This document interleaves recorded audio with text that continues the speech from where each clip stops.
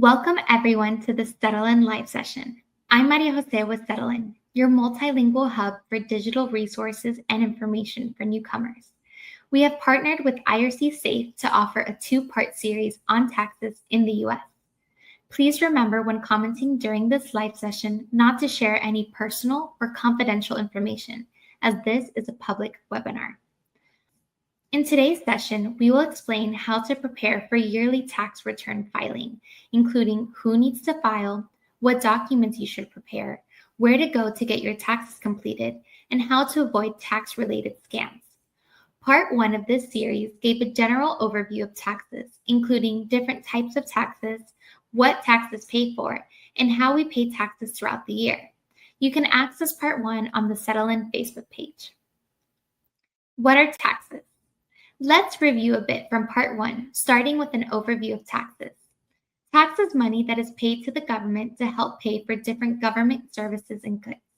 Because of the different levels of government in the U.S., you pay federal taxes and state taxes, and you may even pay taxes to your city or local government.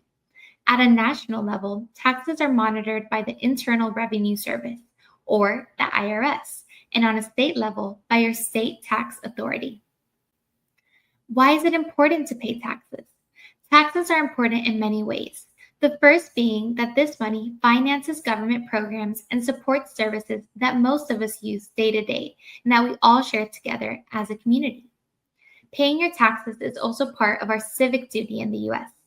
It is required by law and it is considered a direct contribution to your community. Not paying your taxes can have negative consequences. To be eligible for certain benefits, like Social Security benefits at retirement, you have to show you've paid taxes for a certain number of years. Lastly, if you're completing certain immigration applications or status changes, they may ask you to see records of your tax returns to show you've paid taxes. To avoid any stops or pauses in that process, it's important to pay your taxes and have that record. To learn more about why taxes are important, types of taxes, and consequences of not paying taxes, access Part 1 of this series on the Settle-In Facebook page. Yearly tax return. Now we're going to talk about filing your tax return. Your tax return is documentation that you file with the IRS and local tax authorities that shows all your income, expenses, and other relevant financial information from the last year. Your tax return calculates your tax liability or how much you should have paid in taxes and compares to what you've paid throughout the year. This return determines whether you paid the right amount of taxes, overpaid, or owe money. Tax returns are completed between the end of January and mid-April every year. This year, they start accepting returns at the end of January, and the deadline for the IRS to receive your return is April 15, 2026. Filing your return every year is important because it will determine if you met your tax responsibilities. If you didn't pay enough, you will need to pay additional money to tax authorities. Or you may have overpaid and will get money back. If you are employed with a company, either part-time or full-time, taxes are typically taken out of your paycheck. If you are self-employed, it's important to pay taxes throughout the year and be as accurate as possible because you don't want to owe money and you might get some money back. Who must file a tax return? The IRS has requirements for who must file taxes every year. Most income is taxable. The money you earn from work, a business, self-employment, unemployment, and even money that you are paid in cash for performing services or selling goods is taxable. If you are working for a company outside of the U.S., you also have to report this income for your tax return. Public benefits like SNAP or cash assistance, support from an organization like a resettlement agency, child support, and any gifts you receive from friends and family are not taxable income. You do not need to report this on your tax return. You are required to file your taxes if you are single and have more than $14,600 of earned income. If you are married and filing together, you are required to file a tax return if you make over $29,200. There is a higher income requirement if you are older than 65. If you have self-employment income, for example, if you own a business, work a gig job like Uber or DoorDash, or perform other services for payments, and earn more than $400, you are required to report this income and pay taxes on it. This includes any income you get in cash, which you are supposed to report and pay taxes on. Why should you file your tax return? Even if you're not required to complete your tax return this year, it may benefit you. You could get money back. You may have paid too much in taxes during the year and get a refund or money back when you file a tax return. You'll avoid any interest and penalties by filing an accurate tax return on time and paying any tax you owe in the right way before the deadline.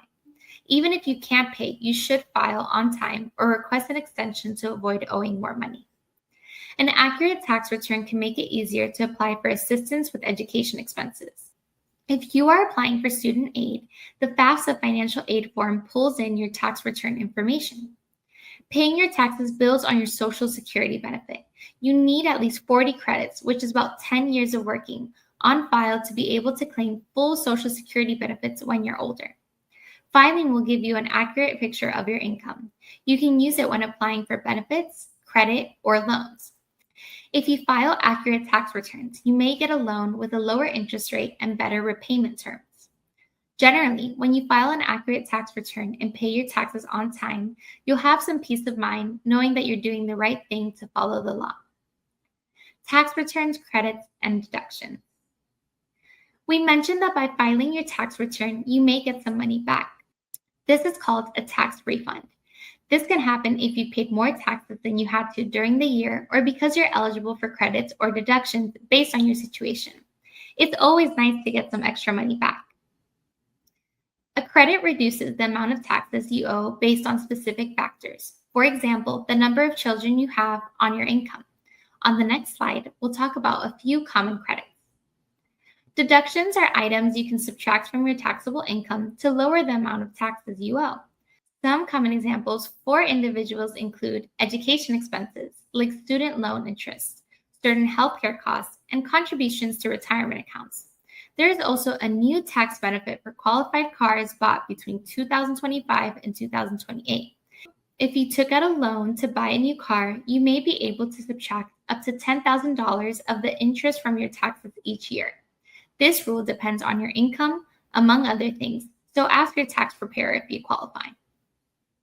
Deductions are especially important for people who are self-employed or own a business, as there are a lot of business-related expenses that you can include on your tax return to reduce the amount you'll owe in taxes. It's extremely important to track your business expenses throughout the year so you'll have an easy time claiming these deductions when filing your taxes. When completing your tax return, you'll generally file for both your federal and state taxes. Your tax preparer will ask you questions to help determine if you are eligible for any credits or reductions in your tax liability. If it looks like you paid too much, you may receive money from the federal or state government. EITC, Child Tax Credit, and Child Independent Care Credit. Now we'll give 3 examples of tax credits that some of you may be eligible for. There is the Earned Income Tax Credit, Child Care Tax Credit, and the Child Independent Care Credit. The Earned Income Tax Credit, also known as EITC, is a credit for low-income families. To be eligible, you must have earned income from a job or self-employment and be within certain income limits. The Child Tax Credit is for low-income families with qualifying children. The Child Independent Care Credit is a credit you might qualify for if you worked and paid for care for a qualifying child or other dependent. Each credit has different rules. A tax professional can help you find out which ones you qualify for. So bring all your documents and family information with you when you meet with a tax professional. Credits and refunds may be different each year. It's important to note that any credits or refunds you receive are likely not going to be the same each year. There are a few reasons for this. The first is that tax law changes. Almost every year, there's an update to a tax-related law, which may change what you're eligible for. How much you receive also depends on your income and family situation. You may earn more money this year, or have a child, or start taking care of an elderly parent. You may get married or buy a home. All these factors could affect how much you pay in taxes, as well as your eligibility for credits and other reductions of your tax liabilities. Always make sure all the information you provide for tax filing is complete and accurate, and try to avoid comparing your yearly refund amounts. What to do with your refund? If you end up getting a refund, that's great. We always say tax refund season is a perfect time to think about your goals, and this refund can be an important step towards these goals. Some ideas on what to do with your refund include Develop an emergency savings fund to have in case someone in your family needs to stop working for emergency flights to visit family or for necessary repairs. It's recommended to save up at least 3 months of your expenses in case of any of these situations occur. You could also use the refund to pay debts or outstanding bills. You can pay upcoming bills like prepay rent for 1 or 2 months, or put a larger payment towards a loan you have. You could put this money into savings for a future goal like education or a home. If you want to learn about the types of accounts and financial products to help you grow your money, you can go to safeirc.org and watch your Grow Your Money video in English, Dottie, Pashto, or Spanish. Lastly, if you want help figuring out what to do with your refund, you can always meet with a financial coach. We'll share how you can schedule a meeting with a coach at the end of the presentation. How to file your taxes. Tax filing might feel overwhelming, but there are resources to help you. First, there's the Volunteer Income Tax Assistance Program, or VITA, which offers free tax preparation for families that make less than $67,000 a year. VITA can help you prepare your tax return in person or remotely. The IRC has VITA programs in New York City, San Diego, Dallas, Salt Lake City, Boise, Idaho, and Richmond, Virginia. To make an appointment at the IRC VITA program, go to rescue.org/VITA. There are VITA programs in most cities in the US, and you can find the closest one to you by going to the following website or by calling 800-906-9887. If you would like to file your taxes yourself with some support if you get stuck, you can go to www.myfreetaxes.com.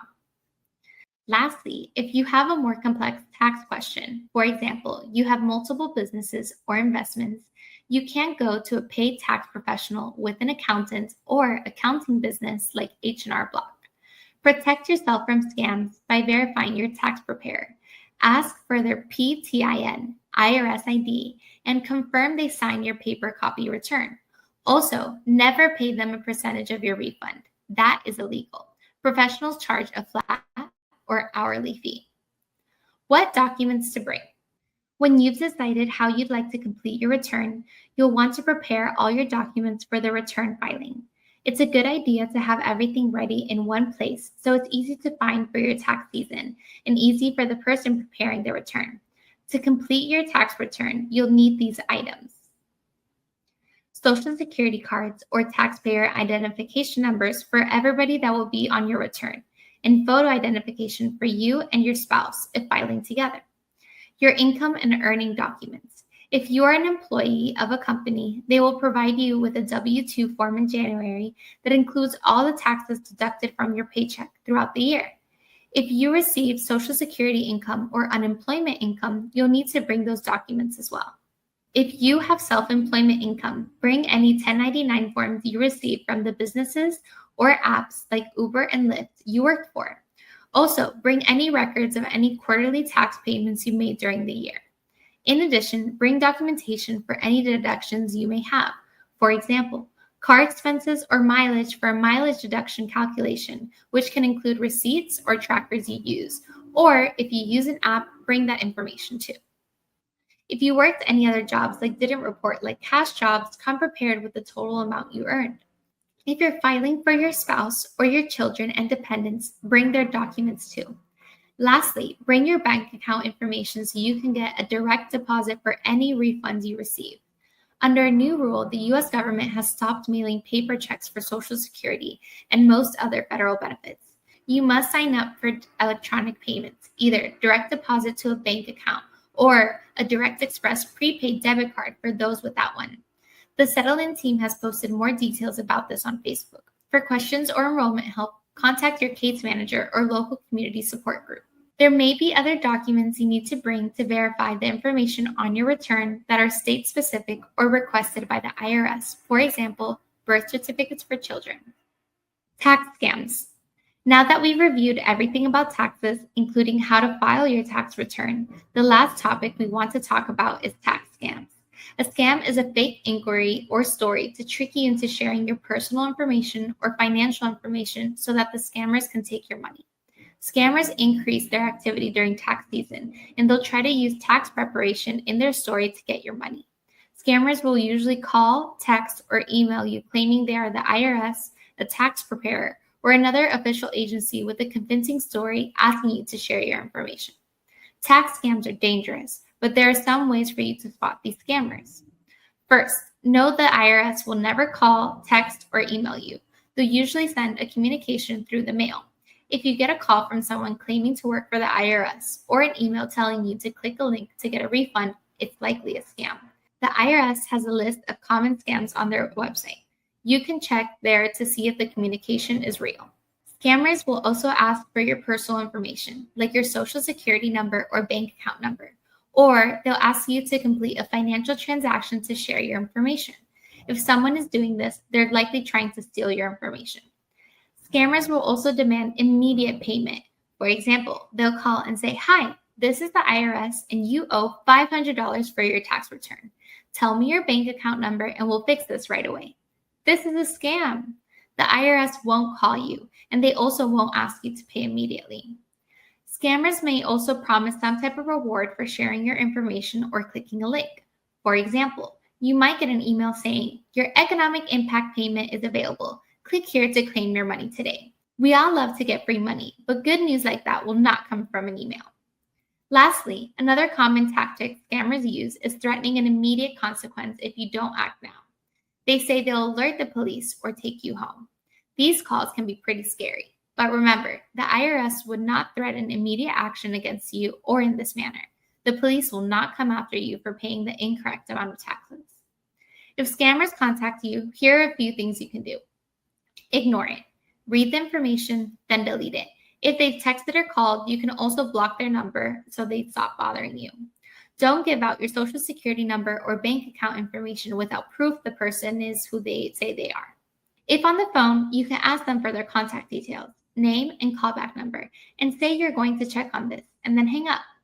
You can take some time to research, check on the IRS website, or even search the number to see if it's real. Likely, they won't want to give you this information, which is a clear sign they're lying. If you get an email, don't click any links or open any attachments. Check the sender's email address. If it looks strange, has a lot of numbers and letters, or doesn't end in irs.gov, it's not the IRS. You can delete the email.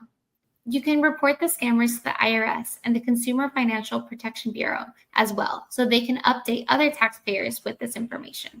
When in doubt, do some research and see if it's a legitimate issue. Call the IRS, check the website, and investigate before sharing your personal information. For more information on online scams, watch our past events on Settle In Facebook or YouTube pages. Part 1 and Part 2 of Understanding the U.S. Tax System is available online on the Settle In page. Do you need more help with your finances? Visit safeirc.org. There you can find upcoming classes, watch helpful videos, or even schedule an appointment to talk to a financial coach.